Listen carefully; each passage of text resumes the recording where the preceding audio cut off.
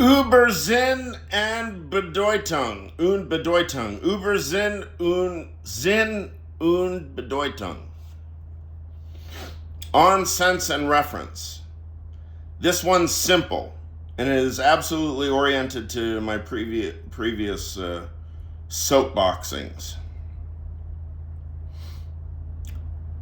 Modus ponens. Modus ponens is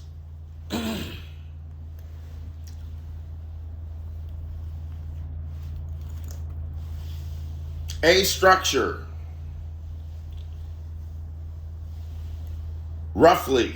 exactly. If P then Q, P therefore Q.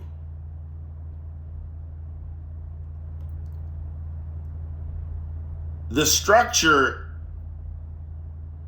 can be named in piano arithmetic. That goes horizontally. In Begriffsschrift, it might look vertical. I don't even know how modus ponens looks in Begriffsschrift, but it looks different than piano because it's different notation. Piano is a sense. Begriffsschrift is a sense. And you know what? The words modus ponens also a sense. I have named not one or two, but three senses. Modes of presentation of the Bedeutung, the reference, modus ponens itself.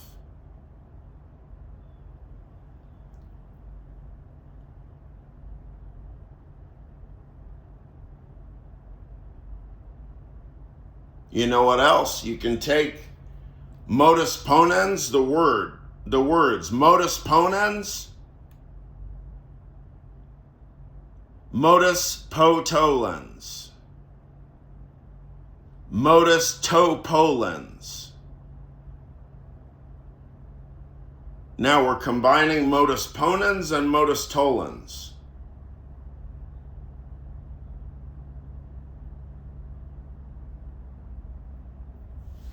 Modus potolonens. Modus potolonens. Topolonens.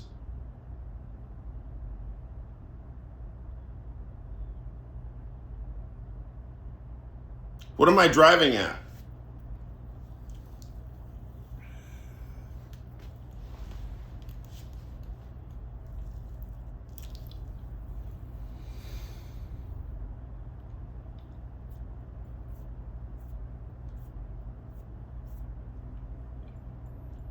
Even within the spelling of a word, if you recombine, you can go back to tongue twisters from childhood, Pig Latin, things like that. Recombining syllables of words shows a new presentation of the underlying structure, just one word. Modus ponens, modus tollens.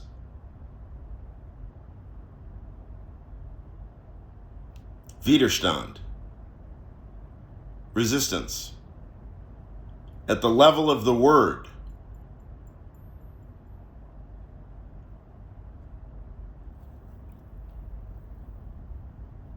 See, we have differences between spellings and languages and etymologies.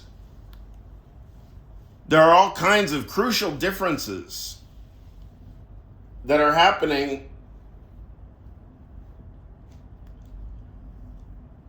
based on very straightforward distinctions that we make about our signification. And everybody uses signification in completely idiosyncratic ways, and everybody has arguments based on those ways. Quite good arguments, usually. Most people do. We reason and make judgments all day long, every day, all day. That's just the process of thinking. Binding variables, remembering facts, keeping track of things in the room, for example.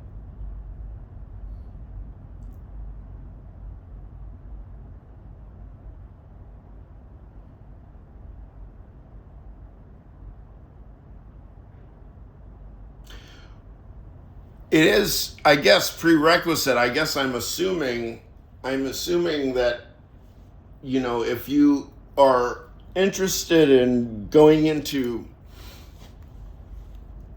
dialectical face-off with somebody else, I mean, you better be confident that you know more than them.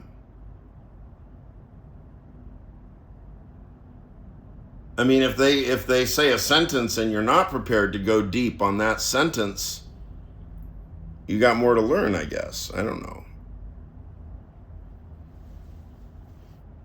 But look, I have a sense of how much I know, and it's jack shit, because I don't have cred.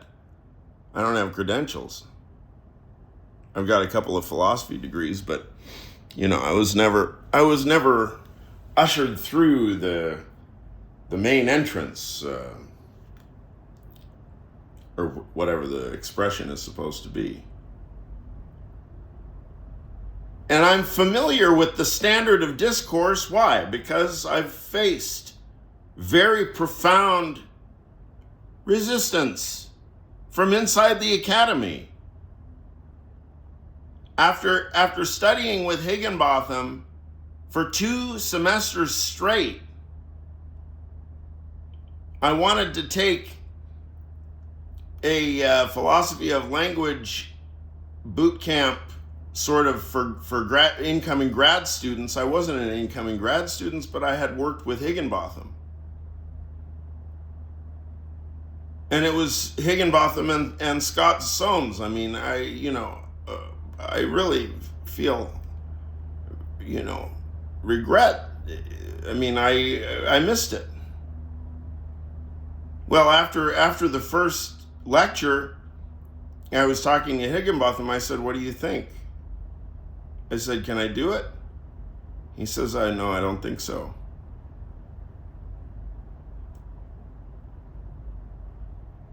So the standard of knowledge means that if you know, you come in. If you don't, you sit down. So people like Scott Jennings, they have to go back to school. And it's very easy. One sentence, we just check. Who knows more? Scott Jennings, go back to school. What's the problem?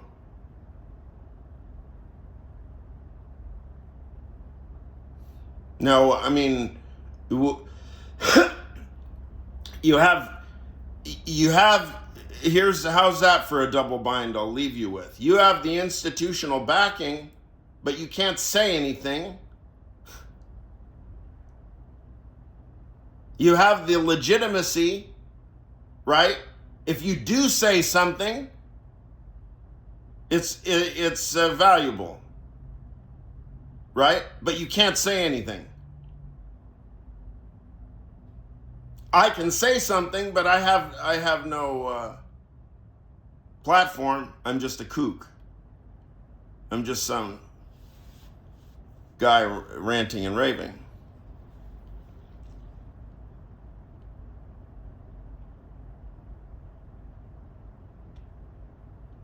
Unless I get endorsements,